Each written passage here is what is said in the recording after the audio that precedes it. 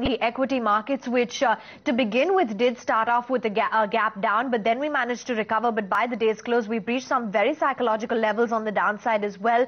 It was 56.72 for the Nifty. That's a cut of 1.5%, and the Sensex, that one tumbled by 239 points by the day's close. Apart from that, it was supported by very strong volume activity, and the broader markets too saw deep cuts by the day's close. In fact, they were outperforming for most part of the day. Let's pull up the Bank Nifty. That too succumbed to about a heavy selling pressure by the day's close. As you can see, was down by almost 230 points. You had the real estate index, autos, cap goods, so all of your sectoral indices, particularly from the rate-sensitive basket, did come under a fair bit of selling pressure. It was only the healthcare index which managed to hold up. Big losers included an NMDC.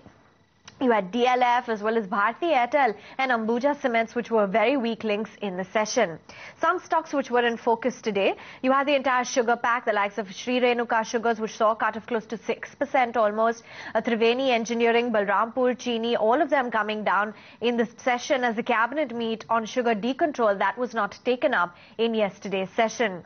Dhanlaxmi Bank reacted to the news of its QIP. It's going to raise 70 crores and the indicative price is set at 46.5, which was a discount to yesterday's close of close to 5.6%. You had MOIL, that counter saw good gain in the session as it has revised the prices of manganese ore, and in fact it has revised it for April to June quarter, hiking the iron ore prices by 9% for Jan to March.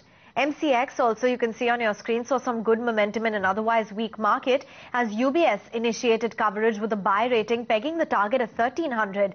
They believe that the 87% market share gives it a competitive advantage and that the near-term weakness could create an attractive buying opportunity. On the downside, though, you had some of your defenses like Sun Pharma and Ranbaxy, which held up. NTPC also gained by close to 1%, and Tata Power, on the back of pretty positive news, was higher by 0.6%.